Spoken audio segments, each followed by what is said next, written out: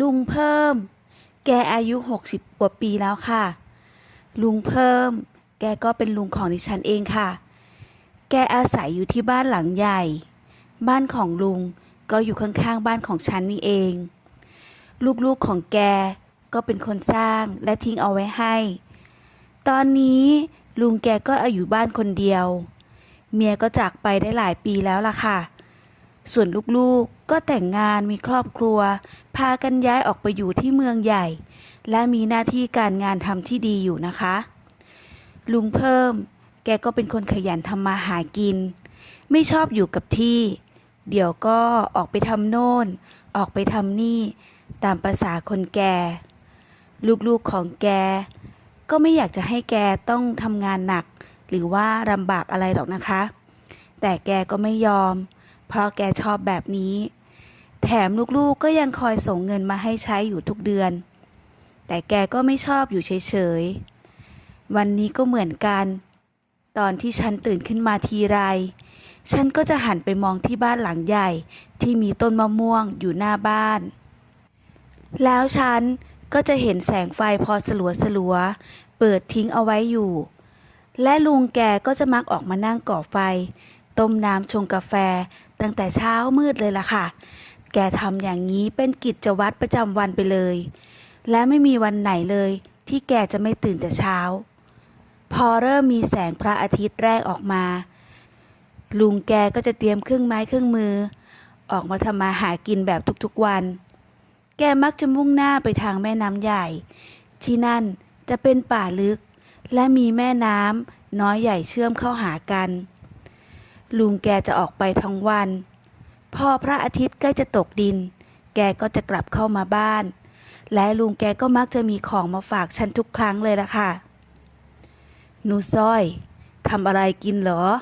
กลิ่นหอมโชยมาแต่ไกลเชียวอ้าวลุงเพิ่งกลับมาจากป่าอีกละจ๊ะใช่แล้วล่ะเพิ่งกลับมานี่แหละเอาปลาไปเก็บไว้ทำกินสิลุงเอามาฝากพอดีว่าวันนี้ได้ปลาหลายตัวโอ้โหปลาตัวใหญ่จังเลยค่ะขอบใจลุงมากๆเลยนะคะเดี๋ยวลุงอาบน้ำเสร็จแล้วก็ออกมากินข้าวที่บ้านด้วยกันสิกับข้าวใกล้จะสุกพอดีวันนี้ฉันทำแกงขี้เหล็กใส่หนังหมูด้วยนะแล้วก็มีปลาทอดที่ลุงเอามาฝากนั่นแหละจ้ะลุงไม่ต้องทำกับข้าวมานะอยู่นี่ก็เยอะแยะแล้วถ้าอย่างนั้นลุงขอตัวไปอาบน้ำก่อนก็แล้วกันพอลุงหันหลังกลับไปฉันก็เห็นท่าทางของลุงดูจะเหนื่อยแต่ฉันก็ไม่กล้าถามอะไรมากนักในใจก็ไม่อยากให้ลุงออกไปทำแบบนี้ทุกวันหรอกค่ะเพราะแกก็อายุมากแล้ว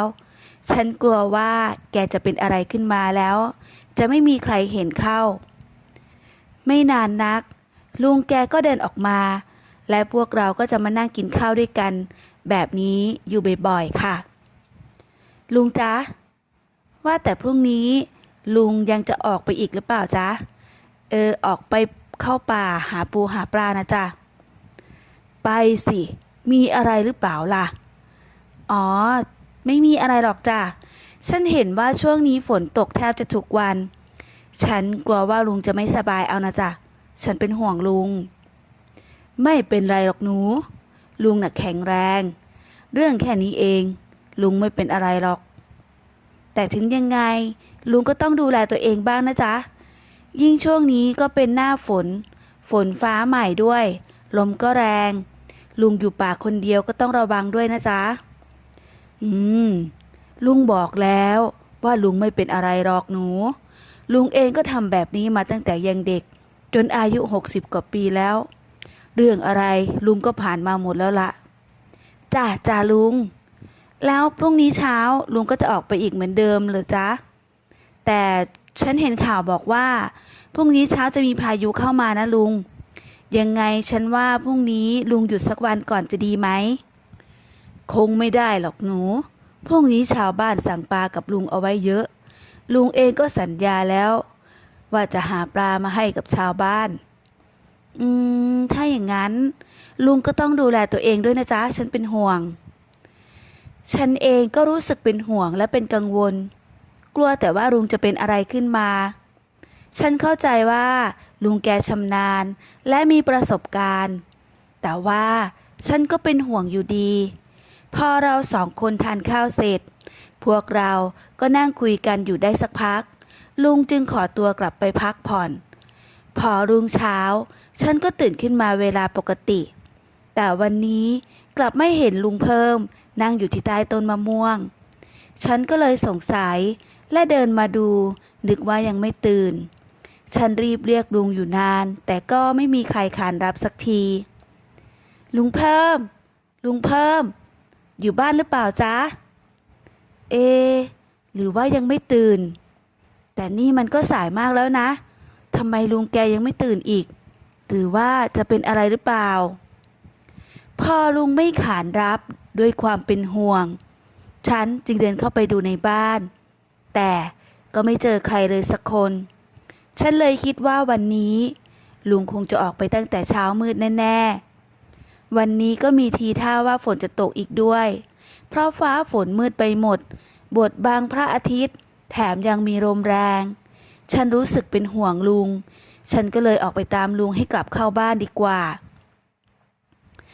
ฉันรีบเดินไปตามเส้นทางที่มีกำลังลมแรง ในใจของฉันก็รู้สึกกลัวมาก แต่ว่าฉันก็ต้องไปตามลุงให้เจอก่อนที่ฝนจะตกหนักค่ะ ไม่นานนักฉันก็มาถึง พอฉันได้มาเห็นฉันต้องตกใจมากเลยค่ะ ที่นี่มันไม่เหมือนกับที่ฉันคิดเอาไว้ มันมีบ้านหลังเล็กๆตั้งอยู่ใกล้ๆกับแม่น้ำดูๆไปแล้วที่นี่ก็ไม่น่ากลัวอะไรเลยจู่ๆฉันก็ได้ยินเสียงคนร้องดังขึ้นมาข้างในบ้านฉันจึงค่อยๆเดินเข้าไปดูปรากฏว่าผู้ชายคนที่ฉันเห็นกลับเป็นลุงเพิ่มจริงๆฉันแทบไม่เชื่อสายตาของฉันเลยว่าลุงวัยอายุ60 กว่าปีจะเป็นได้ถึงแบบนี้แถมยังมีผู้หญิงคนหนึ่งอยู่ข้างในกับลุงด้วยฉันเองก็แอบดูอยู่นานสักพักใหญ่ๆเมื่อทั้งสองเสร็จสิ้นทุกอย่างฉันก็เห็นทุกอย่างหมดเหมือนกันฉันคิดในใจที่ลุงต้องออกมาข้างนอกทุกวันก็เพราะแบบนี้นี่เองแต่ทำไมลุงถึงต้องออกมาทุกวันด้วยล่ะมันก็เกิดเป็นคำถามขึ้นมาในใจและฉันก็ต้องอยากรู้ให้ได้พอฉันได้รู้แล้วฉันยังแอบดูอยู่ที่นั่นลุงเพิ่มกับมีท่าทางที่แข็งแรงและเดินไปเดินมาอย่างกับคนหนุ่มแกไม่มีทีท่าว่าจะเหนื่อยหอบหรือเป็นอะไรเลยลุงแกฉันดูแล้วดูไปแล้วลุงเพิ่มแกก็แข็งแรงอยู่มากแถมพละกำลังของแกก็ไม่เคยถดถอยไปเลยไม่นานหญิงสาวคนนั้นก็ได้เดินออกมาฉันเองก็ไม่เคยเจอหน้ามาก่อนเลยไม่รู้ว่าเป็นใครเอ๊ะผู้หญิงคนนั้น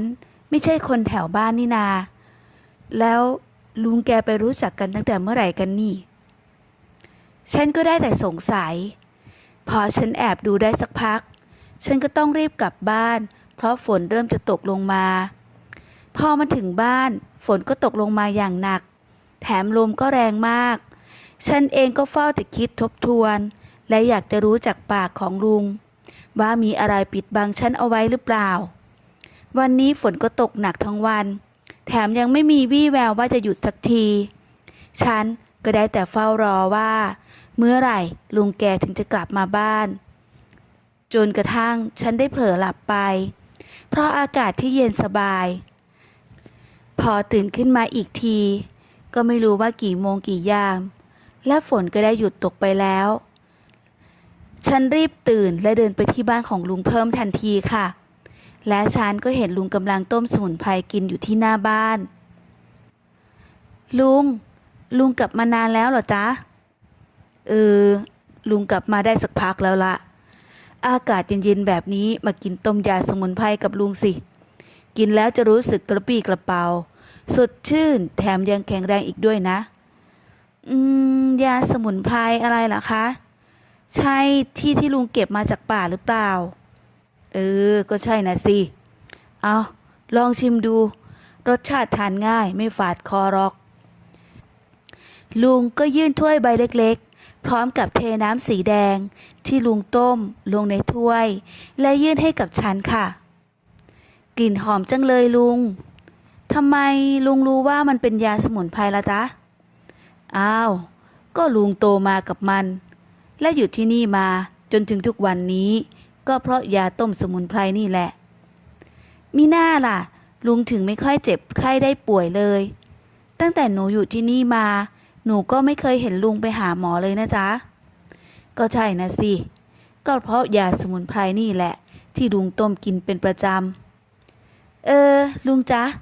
ถ้าฉันถามอะไรลุงจะตอบฉันได้หรือเปล่าจ๊ะ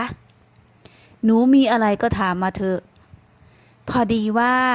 เมื่อเช้านี้หนูเป็นห่วงลุงนะจ๊ะหนูจึงตามหาลุงและหนูก็ไปตามหาลุงที่ในป่าลึกหนูก็เลยเห็นลุงอยู่กับใครก็ไม่รู้ทำอะไรอยู่ในบ้านด้วยกันแต่ว่าหนูไม่ได้ตั้งใจนะจ๊ะลุงหนูเป็นห่วงลุงจริงๆลุงอย่าโกรธหนูเลยนะจ๊ะลุงก็หันมามองหน้าฉันแล้วก็ยิ้มแล้วลุงก็เล่าทุกอย่างให้ฉันฟังถ้าอย่างนั้นลุงก็ไม่อ้อมค้อมแล้วนะหนูรู้ไหมว่าผู้ชายก็ต้องการอะไรถึงแม้ว่าจะมีอายุมากแล้วก็ตามแต่ว่าความรู้สึกก็ยังมีอยู่และลุงเองก็เหมือนกันส่วนผู้หญิงคนที่หนูเห็นน่ะก็เป็นแค่คนมาช่วยขัดดอกและพวกหล่อนก็เต็มใจพอฉันได้ยินที่ลุงฉันพูดแบบนี้ฉันก็ตกใจที่รู้ว่าชาวบ้านพากันมากู้เงินจากลุงพอเอาไปแล้วก็ไม่มีปัญญาหามาคืนทุกคนจึงพากันมาขอให้ลุงช่วยเพราะพวกเขาได้คุยกันไว้แล้วว่าจะต้องทำแบบนี้ถ้าหากว่าไม่มีเงินมาไถ่คืนแต่ดูเหมือนว่าพวกเขาจะชอบและติดใจมากกว่าแต่ละวันก็จะมีคนเข้ามาไม่ซ้ำหน้ากันเลยบางวันก็3-4 คนมีหน้าล่ะพอเวลาลุงกลับมาฉันถึงเห็นลุงดูท่าทางเป็นเหนื่อยๆและดูไม่ค่อยมีเรี่ยวมีแรงเพราะว่ามันเป็นแบบนี้นี่เองลุงถึงต้องออกจากบ้านไปทุกวันฉันก็ได้แต่นั่งฟังลุงเล่าและไม่คิดเลยว่าจะมีเรื่องราวแบบนี้เกิดขึ้นจริงๆฉันก็นั่งฟังที่ลุงเล่าอย่างตั้งใจลุงบอกว่าแค่มีเงินก็ทำได้ทุกอย่างแล้วและลุงเองก็ต้องทำตัวให้แข็งแรงและต้องเข้าป่าหาสมุนไพรมาต้มกินแบบนี้ทุกวันฉันนั่งฟังลุงพูดจนฉันหัวเราะไปด้วยความสนุกสนานลุงเองยังบอกกับฉันอีกว่าถ้าฉันอยากจะออกไปเล่นที่นั่นก็ไปได้เลยเพราะว่าลุงไม่มีอะไรต้องปิดบังฉันอีกต่อไปและที่นั่นก็ไม่ได้น่ากลัวอะไรเหมือนกับอย่างที่ฉันคิดเอาไว้ตั้งแต่ตอนเด็กๆเพราะตั้งแต่ตอนนั้นภาพในหัวของฉันว่าในป่าลึกมันต้องน่ากลัวและฉันก็เลยไม่ไปที่นั่นอีกเลยถ้าหากว่าเป็นแบบนั้นจริงๆฉันก็จะออกไปช่วยลุงทุกวันเลยดีไหมจ๊ะเผื่อว่าลุงอยากจะให้ฉันทำอะไรช่วยได้บ้างนะจ๊ะลุงก็ยิ้มที่เห็นฉันพูดจาแบบนี้ดีน่ะสิส่วนเรื่องนั้นน่ะไม่ใช่ปัญหาอะไรหรอกนะลุงเองก็ไม่ได้เดือดร้อนอะไรลุงอยากให้หนูออกไปเปิดหูเปิดตาดูธรรมชาติจะได้สดชื่นดีกว่าอดอู้อยู่แต่บ้านนะพอลุงพูดจบลุงก็รินน้ำต้มสมุนไพรให้กับฉันต่อถ้าอย่างนั้น